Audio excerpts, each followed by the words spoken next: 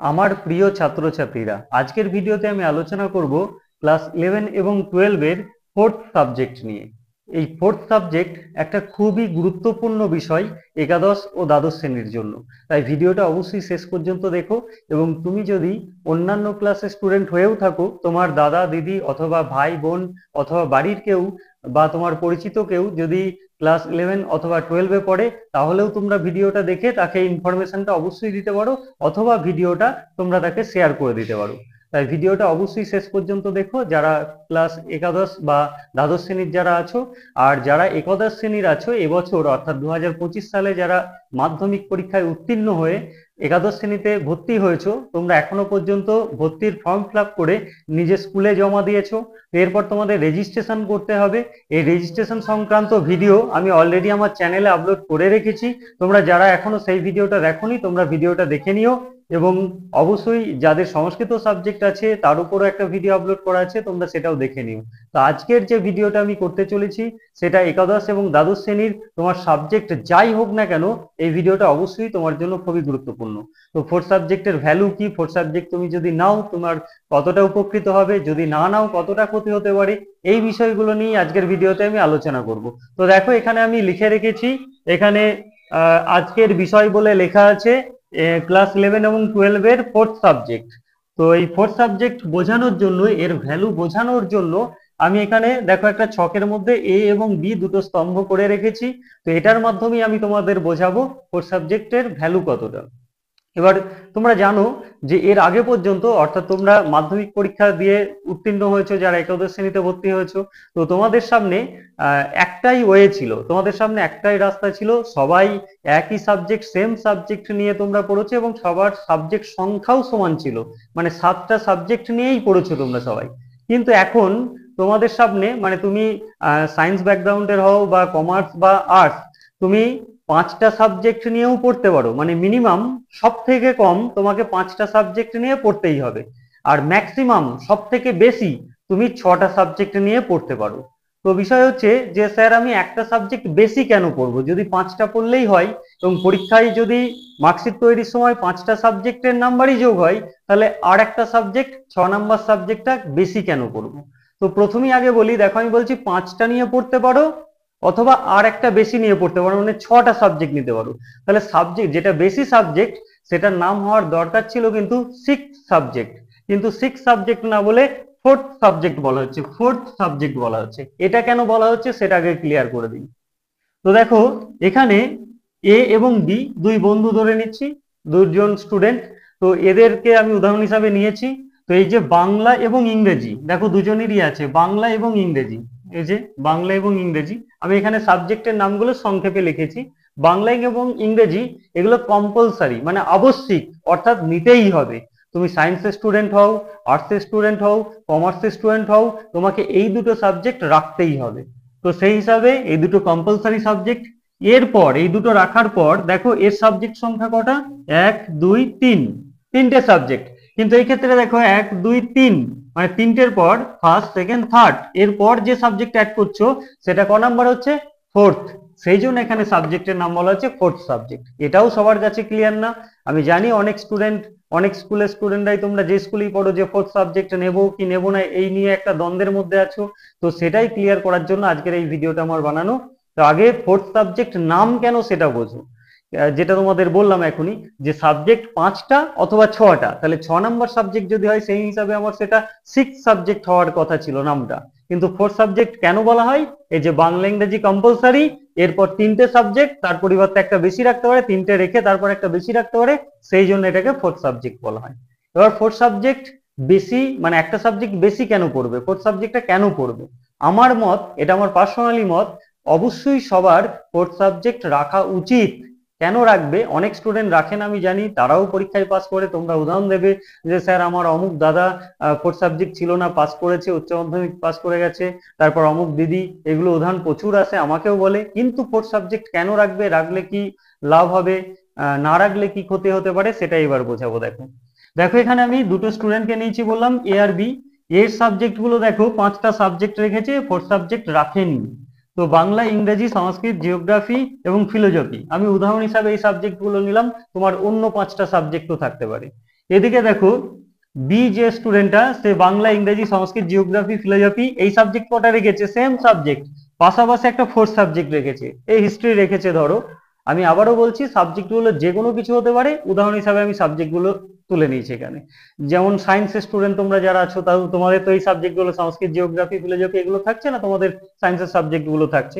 তো যাই হোক, এ ফোর্থ সাবজেক্ট রাখেনি আর এ রেখেছে।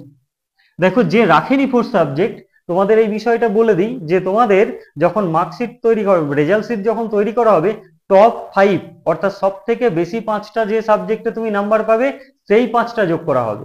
সেই ক্ষেত্রে দেখো এই স্টুডেন্টের ক্ষেত্রে কিন্তু টপ 5 মানে সব থেকে বেশি 5টা বা কম, যেটা কম পেয়েছে সেটা বাদ যাওয়া, এরকম কোনো অপশন কিন্তু নেই। কারণ কি, এর 5টাই সাবজেক্ট আছে, অর্থাৎ 5টা সাবজেক্টে যা পাবে সেটাই টোটাল হয়ে এখানে তার নাম্বারটা বসেছে। কত পেয়েছে আমি নাম্বারগুলো একটা অনুমান করে বসিয়েছি। হ্যাঁ, সংস্কৃত সাবজেক্টে 90 নাম্বার ওঠে, মানে বেশিরভাগ স্টুডেন্টই পেয়ে যায় যদি একটু পড়ো। তো দেখো এখানে নাম্বারগুলো মোটামুটি ভাবে একটা বসিয়েছি, এখানে টোটাল করেছি 5টা সাবজেক্ট, এর কিন্তু 370 নাম্বার হচ্ছে। স্টার মার্ক জানো 500 পরীক্ষা তোমাদের, তার মানে 375 স্টার, 5 নাম্বারের জন্য স্টার পাইনি, বা নাম্বারটা আরো সাবজেক্ট গুলোতে কম বেশি যাই হোক, এর যখন টোটাল করা হবে 5টা সাবজেক্টই ধরা হবে, যেহেতু 5টা সাবজেক্ট আছে, সে কমই পাক আর বেশি পাক। কিন্তু যখন বিএ রেজাল্ট তৈরি করা হবে, তখন দেখা হবে যে এই 6টা সাবজেক্ট, এর তো 6টা আছে, 4 সাবজেক্ট রেখেছিল, এই 6টার মধ্যে সব থেকে বেশি 5টা, সব থেকে বেশি 5টা কোন সাবজেক্ট গুলোই পেয়েছে, সেই কটা যোগ করা হবে। তাহলে সব থেকে বেশি 5টা মানে যেটা কম পেয়েছে সেটা বাদ যাবে। এখানে দেখো সব থেকে কম কোনটা আছে, ইংলিশে আছে, এটা বাদ চলে যাবে। এবার প্রশ্ন হচ্ছে স্যার, যে বাংলা ইংরেজি তো কম্পালসারি, তাহলে ওইগুলো যদি কম পাই, ওটাও কি ফোর্থ সাবজেক্ট হয়ে যেতে পারে, বা ওটার নাম্বার কি বাদ যেতে পারে? উত্তর হচ্ছে হ্যাঁ, তুমি যদি বাংলা বা ইংরেজিতেও কম পাও, সেই নাম্বারটাও বাদ চলে যাবে। এটা আমার মুখের কথা বিশ্বাস করতে হবে না, কারণ হচ্ছে তোমরা অনেক স্যারের কাছেও, আমি সব স্যারের প্রতি সম্মান রেখেই বলছি, অনেক স্যারের কাছে বা অনেক বন্ধু বান্ধবী বা যারা সিনিয়র দাদা দিদি আছে তাদের কাছে হয়তো শুনে থাকবে যে বাংলা ইংরেজিতে যা পাবি সেই নাম্বারটা থাকবে, তারপর বাকি 4টের মধ্যে যে 3টেই বেশি নাম্বার সেই 3টে যোগ হবে, দিয়ে 5টা হবে না। এই নিয়মটা 2017-18 সালের নিয়ম, তারপর নিয়ম চেঞ্জ হয়েছে। এখন যদি কেউ বাংলা বা ইংরেজিতেও কম পায়, সেই নাম্বারটাও বাদ চলে যাবে, সব থেকে বেশি 5টাই তার যোগ হবে। যদি তোমরা প্রমাণ চাও তাহলে জানাবে, আমার যে হোয়াটসঅ্যাপ নাম্বার আছে আমি কমেন্টে দিয়ে দেবো, তোমাদেরকে মার্কশিটের ছবি তুলে পাঠিয়ে দেবো।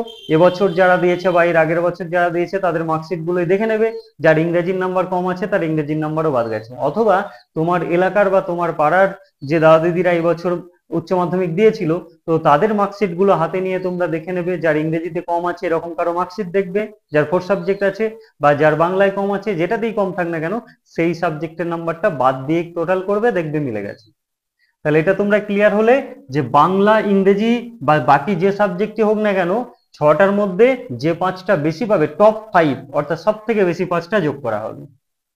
তো সেই ক্ষেত্রে দেখো এর নাম্বার হচ্ছে, ইংরেজির নাম্বারটা বাদ গিয়েছে, এর নাম্বার টোটাল করো, দেখো হচ্ছে 380, এ কিন্তু 370 পেয়েছে। এর শুধুমাত্র বাকি সাবজেক্টের নাম্বার গুলো এবার দেখো, বাংলা এ 70, এও 70, ইংরেজিতে 60, এ 40, ইংরেজিতে থেকে কম পেয়েছে, দেখিয়েছি আমি যেটা। সংস্কৃতে একই নাম্বার পেয়েছে, তারপরে জিওগ্রাফিতে একই পেয়েছে, ফিলোসফিতেও তাই।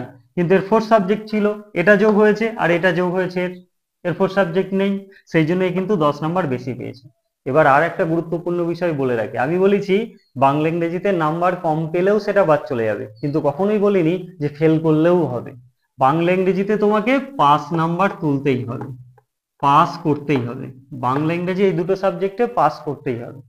এবার পাস করার পর তুমি ধরো 6টা সাবজেক্টেই পাস করেছো, ইংরেজিতে কম পেয়েছো, বাকি এই রেজাল্টটাই দেখো ইংরেজিতে কম পেয়েছে কিন্তু সব কটাই পাস করেছে, তখন ইংরেজি বাদ চলে যাবে, বাংলা হলে সেটা, সংস্কৃত হলে সেটা, যেটাতেই কম পাবে সেটা বাদ যাবে, কিন্তু এই দুটোই 5 নাম্বার তুলতেই হবে। তাহলে ফোর্থ সাবজেক্টের ভ্যালু একটা বুঝতে পারলে, যে নাম্বার বাড়াতে সাহায্য করে, নাম্বার বাড়াতে কাজে দেয়। আবার দেখো আর একটা ভ্যালু বোঝাচ্ছি, এ হয়তো বাংলা ইংরেজি পরীক্ষা দিয়েছে, বাকি 3টের মধ্যে কোনো একটা পরীক্ষা হয়তো কোনো কারণবশত দিতে পারিনি, সে পরীক্ষা দিতে যেতে পারিনি, ধরে নিলাম কোনো কারণবশত দিতে যেতে পারলো না, এই ডেটে তার কোনো প্রবলেম হলো, সে দিতে যেতে পারলো না, কিন্তু এ বাংলা ইংরেজি এও দিয়েছে পরীক্ষা, আর এগুলোর মধ্যে একটা পরীক্ষা দিতে যেতে পারিনি ধরে নিচ্ছি, তাহলেও কিন্তু এ পাস করে যাবে। কেন? এর ক্ষেত্রে দেখো দেখো যখন রেজাল্ট তৈরি করা টপ 5 5টা সাবজেক্ট হচ্ছে না তো, একটা যদি পরীক্ষা না দেয় 1 2 3 4টে সাবজেক্ট হচ্ছে, তার মানে ফেল। কিন্তু এর ক্ষেত্রে দেখো একটা যদি পরীক্ষা না দেয় 1 2 3 4 5, 5টা সাবজেক্ট পাওয়া যাচ্ছে, তার মানে পাস। আবার এরকমও বলতে পারো যে পরীক্ষায় 5টাই দিয়েছে কিন্তু বাংলা ইংরেজি পাস করার পর একটাই ফেল করেছে, তাহলেও এ ফেল।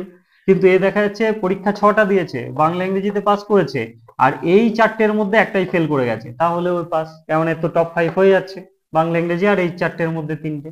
তার মানে আমি 4 সাবজেক্ট রেখে দিয়ে যদি সেটা আমি ফেলও করে যাই তাতেও কোনো অসুবিধা নেই, সে পাস, কেননা বাকি 5টা নাম্বার তার হয়ে যাচ্ছে। কিন্তু যদি আমি 5টাই নিই, 4 সাবজেক্ট না রাখি, সেই ক্ষেত্রে যদি আমি একটা সাবজেক্টে ফেল করে যাই তাহলে সে ফেল বলে গণ্য করা হবে, সেই স্টোরি। এবার প্রশ্ন হচ্ছে স্যার পাস বলছেন, পাস মার্ক কতই, কত নাম্বার পেলে তোমরা পাস করবে? তোমরা এখন জানো যে তোমাদের এক্সাম সেমিস্টার সিস্টেমে হচ্ছে, তোমাদের ক্লাস 11 এর জন্য দুটো সেমিস্টার হবে, ফার্স্ট সেম আর সেকেন্ড সেম, এই দুটো সেমিস্টারে তোমাদের এক্সাম হবে।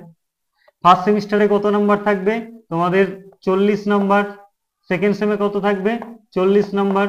আর প্রজেক্টে থাকবে 20 নাম্বার। তাহলে টোটাল কত হচ্ছে? 40 40 80 আর 20, 100 নাম্বারে হচ্ছে ক্লাস 11।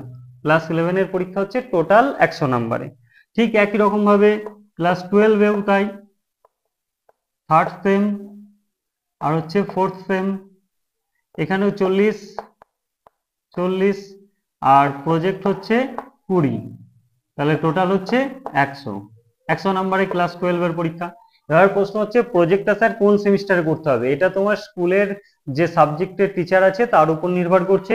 যদি সেই সাবজেক্টের স্যার বা ম্যাম ফার্স্ট সেমে দেয় ফার্স্ট সেমেই করতে হবে, যদি সেকেন্ড সেমে দেয় সেকেন্ড সেমে করতে হবে। আর এটা প্রজেক্টটা অনেক স্কুলে আবার ফার্স্ট সেমে কিছুটা সেকেন্ড সেমে কিছুটা এরকম ভাবে নেওয়া হয়, সেটাও হতে পারে, এটা স্কুলের স্যার ম্যাডামের উপর নির্ভর করছে। যাই হোক, দেখো তোমার 40 40 80 এটা হচ্ছে তোমার লিখিত পরীক্ষা, আর 20 নাম্বার হচ্ছে প্রজেক্ট। এখানেও তাই, 40 40 80 আর 20 নাম্বার হচ্ছে প্রজেক্ট। তো এই 40 40 80-র মধ্যে ফার্স্ট সেমিস্টারের যে এক্সামটা হবে সেটা আবার হবে তোমাদের এমসিকিউ, এমসিকিউ টাইপের, অর্থাৎ মাল্টিপল চয়েস কোশ্চেন। আবার 12 এর যে থার্ড সেমটা সেটাও হবে এমসিকিউ, এটাও মাল্টিপল চয়েস। আর বাকি এখানে যেটা হবে সেকেন্ড সেম আর ফোর্থ সেম, সেগুলো তোমাদের বড় প্রশ্ন থাকবে, প্রশ্ন উত্তর লিখতে হবে।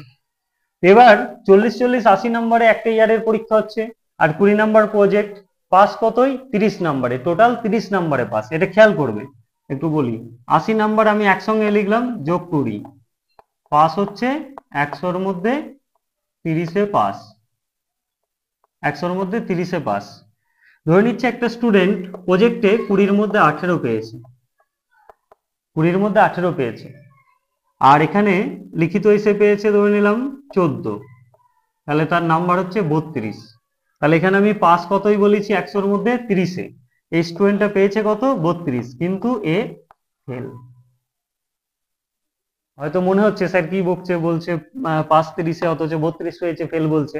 আচ্ছা, এটা আর একটু চেঞ্জ করি, ধরে নিচ্ছে 20 পেয়েছে আর প্রজেক্টে 18, তাহলে হলো 38। এই স্টুডেন্টটা কি পাস করবে? না, ফেল।